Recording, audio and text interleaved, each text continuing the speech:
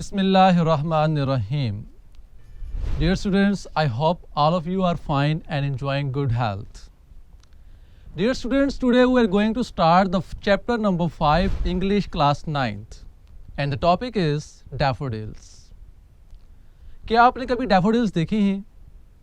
अगर नहीं देखी तो पहला काम आज ही आपने daffodils के बारे में इंफॉर्मेशन कलेक्ट करनी है.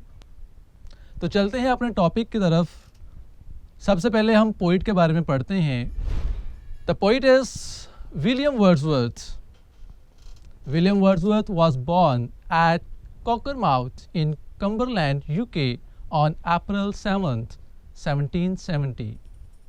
He is referred to as the poet of nature. William Wordsworth is a true worshipper and ardent lover of nature. According to him, nature is a teacher and a preacher. Nature क्या होती है? Everything which is created by God is called nature. William Wordsworth कहता है कि nature जो है is like a teacher. Nature हमें वो चीज़ें सिखाती है जो हमें किताबें नहीं सिखा सकती.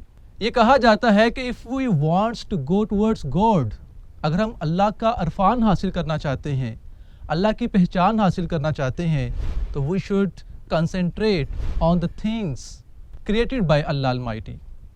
तो हमें उन चीज़ों के ऊपर गौर करना चाहिए जो अल्लाह ताला ने पैदा की हैं. फॉर एग्ज़ाम्पल हम आसमान की तरफ देखते हैं. जब हम इसके ऊपर कंसंट्रेट करते हैं, जब हम इसके ऊपर सोचते हैं, तो एट द एंड हमारे जहन में एक चीज़ आती है कि कोई ना कोई ऐसी ज़ात है जिसने इतनी बड़ी छत हमारे ऊपर खड़ी की हुई है. बट कीप इन माइंड, इस पोइम के अंदर हमें पोइट ये मैसेज देना चाह रहा है, और ऐसे कई पोइम्स के अंदर हमें डिफरेंट पोइट्स ये मैसेज देना चाह रहे हैं कि man is the crown of creature. इंसान जो है वो अशरफुल मखलूक़ात है, and all the things are created for human beings. सारी चीज़ें इंसानों के लिए बनाई गई. But alas we have no time to stand and stare the beauty of nature. कि हमारे पास वक्त नहीं है कि हम नेचर को एंजॉय कर सकें. इवन के एनिमल्स, इवन के birds are superior to human beings in this regard. अगर देखा जाए तो जानवर और परिंदे हमसे अफजल हैं कि वो अल्लाह की बनाई हुई चीज़ों को ऑब्ज़र्व करते हैं, उनके ऊपर कंसंट्रेट करते हैं, उनकी कंपनी के अंदर रहते हैं. But we are the materialistic persons. हम मादियत पसंदी की तरफ चले गए हैं. हमने नेचर को ऑब्ज़र्व करना छोड़ दिया है. तो ये एक थीम था इस पोइम का. अब हम चलते हैं पोइट के बारे में मज़ीद इन्फॉर्मेशन देखते हैं. कहता है William Wordsworth and ST. Coleridge wrote a lyrical ballad in 1798. Romanticism started in 18th century and lasted to 1850. William Wordsworth था वो भी एक रोमांटिक पोइट था. रोमांटिक पोइट मीन्स अगर हम लिटरेचर को देखें तो लिटरेचर को बहुत सी एजेस के अंदर डिवाइड किया गया है, और उसमें एक एज आती है रोमांटिसिज्म, जो कि स्टार्ट हुई तकरीबन 1800 के अंदर, और ये 1850 तक ये जारी रही. इस रोमांटिसिज्म के अंदर इसकी कुछ करैक्टरिस्टिक्स हैं. हम उन करैक्टरिस्टिक्स को देखते हैं. पहली करैक्टरिस्टिक्स क्या है कि सब्जेक्टिविटी. सब्जेक्टिविटी से क्या मुराद ली जाती है कि इस इरा के अंदर, इस 50 सालों के अंदर जितने भी पोइट्स थे, उन्होंने जितनी भी पोइट्री लिखी वो उन्होंने अपनी पर्सनल ऑब्जर्वेशन के बारे में बताया. इस पोइम के अंदर भी जो विलियम वर्ड्सवर्थ था वो अपना एक एक्सपीरियंस हमारे साथ शेयर कर रहा है. उसने कोई और बात नहीं की बल्कि अपना पर्सनल एक्सपीरियंस हमारे साथ डिस्कस किया है. तो हम कह सकते हैं कि ये इसका सब्जेक्टिविटी एलिमेंट था. सेकंड क्या है? इंडिविजुअलिज्म. इंडिविजुअलिज्म सब्जेक्टिविटी के साथ मिलता जुलता है कि इसके अंदर भी पोइट ने सिर्फ अपनी पर्सनल एक्सपीरियंस को ही शेयर किया है. उसने एज अ होल या एज अ कलेक्टिव कम्युनिटी के तौर पर उसने बात नहीं की. ठीक है. थर्ड एलिमेंट इसके अंदर आता है इमेजिनेशन. कि इस इरा के अंदर जितनी भी पोइट्री लिखी गई वो इमेजिनेशन बेस के ऊपर थी, उसका रियलिटी के साथ ताल्लुक़ नहीं था.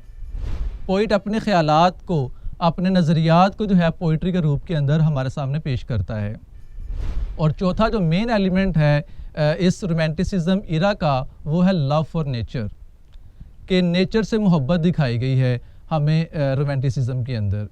तो ये कुछ इसकी करैक्टरिस्टिक्स थे. जी तो अब हम स्टार्ट करते हैं इस पोइम को. The first stanza is I wandered lonely as a cloud that floats on high over vales and hills. When all at once I saw a crowd, a host of golden daffodils, beside the lake, beneath the trees, fluttering and dancing in the breeze. स्टैंजे के बाद अब हम इसके difficult words meaning को पढ़ते हैं. The first word is वॉन्जर्स, आवारा फिरता था, घूमता था. roamed, lonely, तन्हा, alone, floats, तैरता है, swim, move, vales, वादियाँ, valleys, at once, अचानक, suddenly, crowd, हुजूम, group, a host, एक झुंड, ग्रुप, beside, साथ, along, beneath, नीचे, below, fluttering, फड़फड़ाते हुए, moving, dancing, नाचते हुए, moving, and the last one is breezing, सुबह की हवा, morning air. तो ये इसके डिफिकल्ट वर्ड्स मीनिंग थे.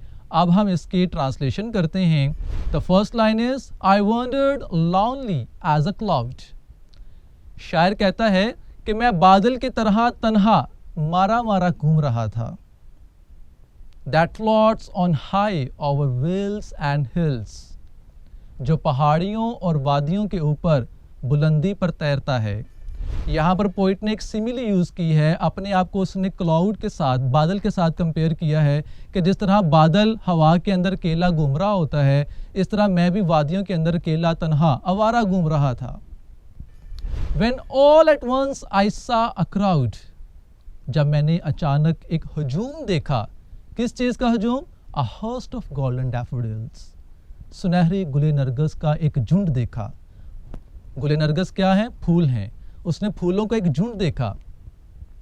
Beside the lake, beneath the trees, झील के किनारे और दरख्तों के नीचे.